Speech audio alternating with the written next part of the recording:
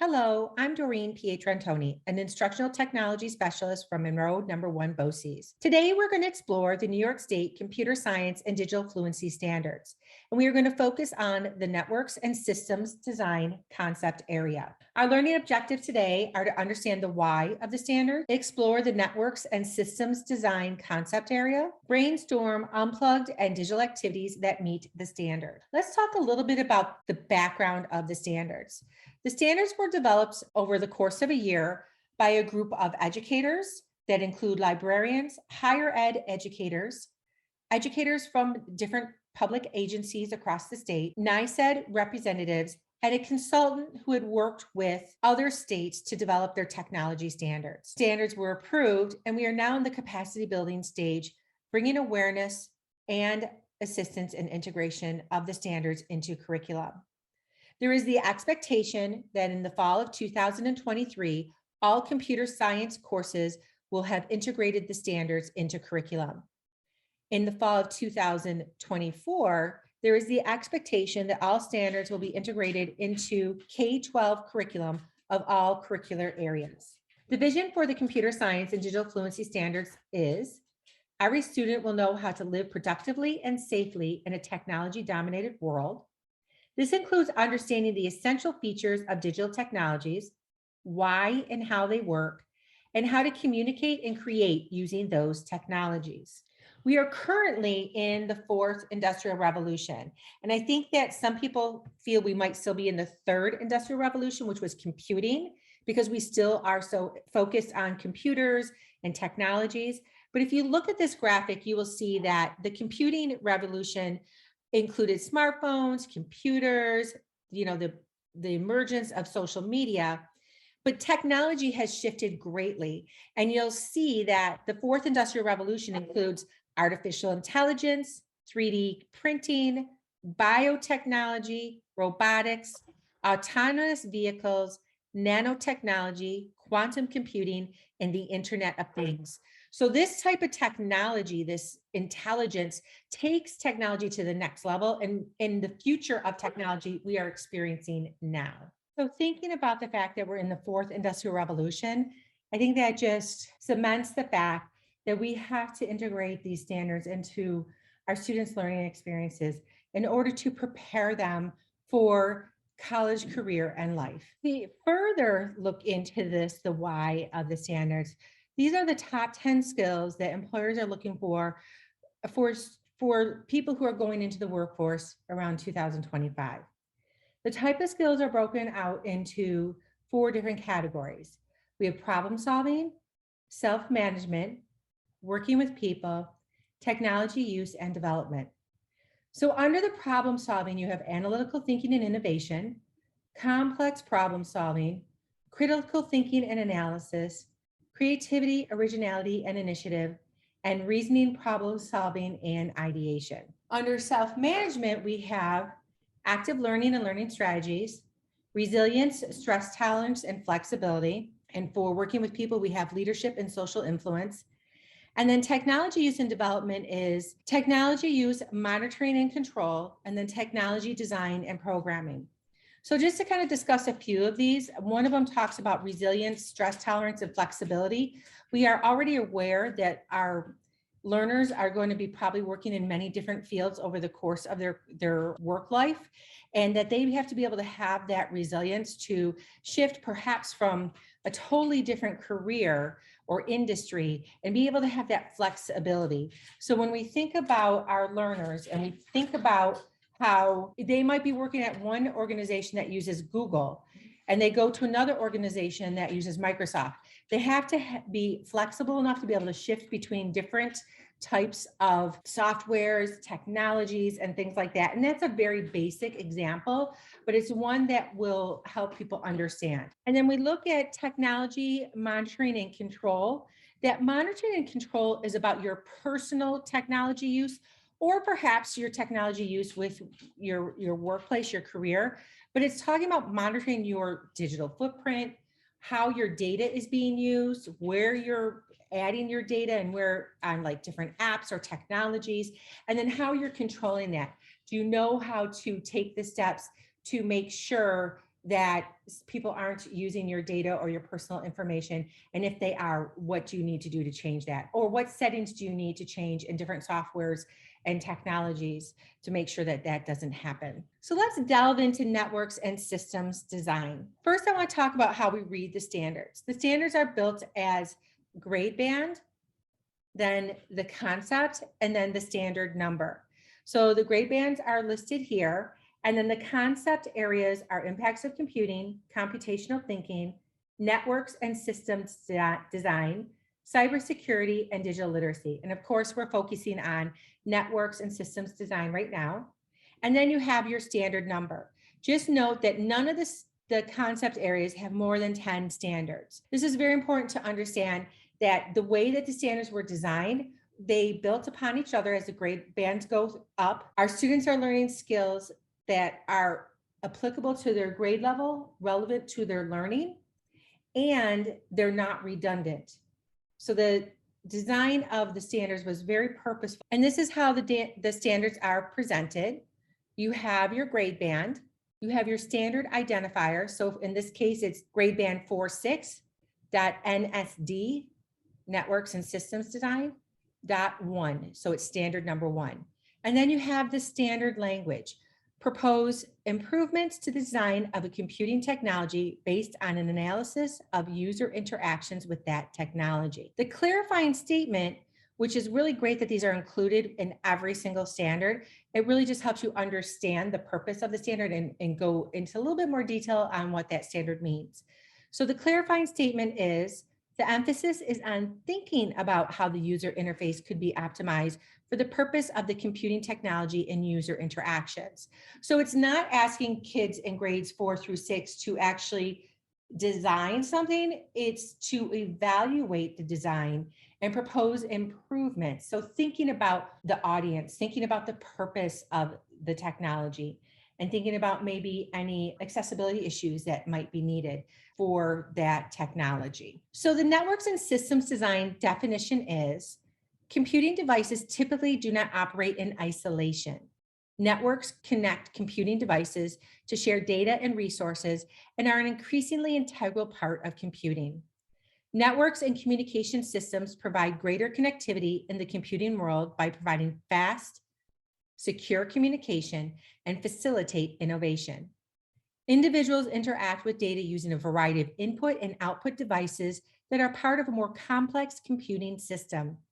The hardware and software that make up a computing system process data in digital form. A basic understanding of hardware and software is useful when troubleshooting a computing system that does not work as intended. Now, with this concept area, there are 2 sub-concept areas: hardware and software, and networks and the internet. And we're just going to talk about both of those. So for hardware and software, the definition is, a computing system is composed of hardware, software, and the individuals who use them. Hardware refers to the physical components that make up a computing device. Software refers to the program instructions that operate such hardware. Networks and the internet definition is, networks are formed by connecting individual devices in a variety of ways. Data is stored on one or more devices in a network and transferred between devices using a set of protocols or rules. The internet is an example of a global network that transmits data between many devices around the world. So we are going to take a moment to look at the standards and look at different grade bands that are tied to the networks and systems design concept area. The link for this resource will be included with this video. So this is the website that the New York State Department of Education has created to house all the resource for computer science and digital fluency learning standards. You'll see that they have the full PDF of all the standards. This also includes the guiding principles and the lens in which the standards were created. There's a glossary of terms. It's really important that we're using the right terms, even with our youngest learners, so that they are building their vocabulary and it helps them understand computer science and digital fluency. There's an Excel version of the standards. You can look at the learning standards by grade band. There are some examples of the standards, and these include many unplugged and plugged activities. There's standards at a glance documents, and that's what we're going to explore right now. So I'm just going to click on K1, grade band. I'm going to scroll down to the networks and systems design. So you will see here that there are only 5 standards. So this is good to note because that means that makes it easier to integrate into your learning if there's not a huge number of standards. And it means that they're very concise and purposeful for this particular grade band. So let's look at standard number 1. Identify ways people provide input and get output from computing devices. So that's something that you can definitely do in a plugged or unplugged activity. This can be a conversation. It could be graphics or images that you're using to illustrate that input and get output. You can talk about some basic things like typing a letter on a keyboard. That's your input, and the output is that letter shows up on a Word document. So there's a lot of ways that you can do this for our young learners. Let's look at networks and the internet sub-concept area. Standard number 4 is identify how protocols or rules help people share information over long distances. So thinking about protocols and rules for sending an email or transmitting something through a website, or if you want to talk about it in an unplugged way, you can think about snail mail and the protocols and rules that go along with that and each step that goes along with that. So we're going to take a look at another grade band. Let's go to 4-6. And again, there's only 5 standards. We're going to look at a hardware and software. Let's look at standard 2. Model how computer hardware and software work together as a system to accomplish tasks. So this could be modeled in many different ways. You could be physically showing learners a computer system and how the software and the hardware works. You can use mobile devices. You can also have cutouts. I've seen many teachers take a placemat and have cutouts and have students put together the computer, the software, and show how the computer is connected, and then have like cords to mimic a network. Let's look at the networks in the internet. Standard number 5, describe that data can be stored locally or remotely in a network. So explaining what that means, talking about a hard drive, talking about the memory of a computer, and then talk about helping students understand what a server is, and talking about maybe their school data. So where they get their grades, they're might be housed in the school, or they might be housed at the local BOCES, things like that. All right, let's look at grade band 9 through 12. So if we look at the hardware and software concept area, standard number 3, develop and communicate multi-step troubleshooting strategies others can use to identify and fix problems with computing devices and their components. So this is definitely an important standard because students need to know how to troubleshoot. And these type of ideas, this concept is not only related to a computing device. Could be troubleshooting for many other types of interactions that students are having in their everyday life. But what's great about this is this could be something where you communicate.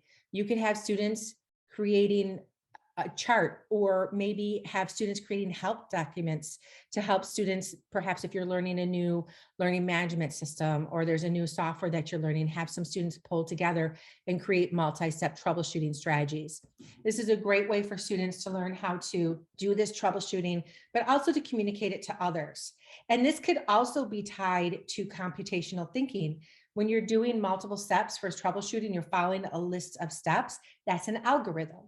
So if you're doing something like this, it would not only be aligned to the networks and systems design standards, it would also be aligned to the computational thinking standard. Let's look at networks and the internet, and we'll look at standard number 5, describe how emerging technologies are impacting networks and how they are used. Thinking about different technologies that are out there, there's so many social media type of technologies, or how perhaps your Alexa works, or your Ring doorbell.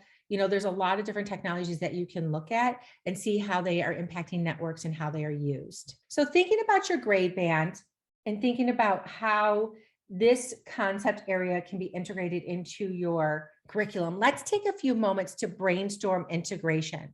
So I'm going to give you a couple minutes to just kind of think about, okay, these are the standards for this concept area. How can I integrate these into my curriculum?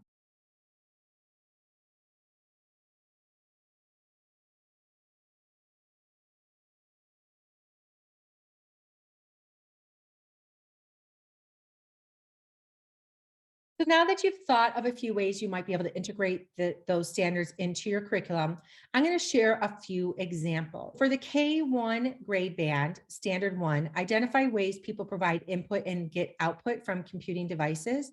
This is a really simple one. This could be one where students are putting money into a vending machine and getting a ticket, soda, candy, a toy out of that vending machine so that they're inputting something and it's getting an output. The one I used earlier about touching a key on the computer keyboard and how it will type a letter onto a Word document. That's input, output. And using that vocabulary, input and output, as you're talking about this standard is really important as well. For grade band 2-3, we're going to look at standard 3. Describe and attempt troubleshooting steps to solve a simple technology problem. So students should try to fix a simple error like their monitor will not turn on. And a strategy might be to trace back all the cords to make sure that the power is plugged in, make sure the monitor is plugged into the computer, those type of things. So describe the issue, their attempt to troubleshoot, and develop steps on a simple technology problem. Again, that also ties to computational thinking because they're going to be talking about different steps, creating different steps on how to solve that problem. And if somebody else read that, it would be a list of steps and it's considered an algorithm. Let's look at grade band 4-3. We're going to look at standard 4. Model how data is structured to transmit through a network. So this is a really interesting idea and it's specifically aligned to social studies. And it shows how a standard from networks and systems design could be integrated in a curricular area that's other than computer science course. A teacher might have students cut up a map of the United States and then place the states in envelopes and transmit the packets through a physical network of students. At the destination, the packets could then be reassembled back into the map of the United States. So thinking about that, that's a great way to show that network and how the students are the network. They could be in a straight line. The network could branch off. I mean, there's a lot of different ways that you could do that, but that's just one way that you could be modeling this standard and having students understand and have mastery over this standard in the curricular area of social studies. Grade band 7-8, standard number 5. Summarize how remote data is stored and accessed in a network. Students could create a diagram that illustrates the use of remote storage in cloud computing, a school's data server, or distributed media. Students could discuss how local copies of data are synced with data from the remote server. And I think that idea of talking about cloud computing is really important because we are all working more in the cloud and having students understand that it's really important. All right, let's talk about our final grade band, 9-12. And this is standard number 2. Explain the levels of interaction existing between the application software, system software, and hardware of a computing system. So students could create a diagram representing the levels of interaction involved in text editing. They would show that the software interacts with the operating system to receive input from the keyboard, convert the input to bits for storage, and interpret the bits as readable text to display on the monitor. So this is students creating a diagram. This could be a written diagram. This could be a little video they create. This could be a digital drawing. You know, this could be a plugged or unplugged activity, which is great. So those are just a few examples of how to integrate the standards into curriculum. And remember, on the New York State website, there is a document that has multiple examples, many times a couple examples per grade band. You've thought about how you can integrate. I've shared a few examples. What are your biggest challenges for integrating these standards into curriculum? And I want you to think about that for a moment, and then we'll go on. So if you have any questions, please do not hesitate to ask, add them to the form or email me. I will include my email information on the form where you received this video. If you belong to the Monroe 1 BOCES region, I'm more than happy to come and work with you, work with some of your fellow educators, and we can help you integrate these standards into curriculum. If you are not part of the Monroe 1 BOCES region, reach out to your BOCES or reach out to your district instructional technology specialist to help you further understand or integrate the standards. So think about your next steps. What are your next steps to integrate these standards into curriculum? And you can even think about not just the networks and systems design, but all the other concept areas that are part of the New York State Computer Science and Digital Fluency Standards. Thank you so much for joining me today. I hope you learned a little bit about the networks and systems design and realize that this doesn't always have to be technology integration. It could be unplugged or traditional activities that you're doing to help integrate these standards for learners. Again, if you have any questions, please do not hesitate to contact me, and have a great day.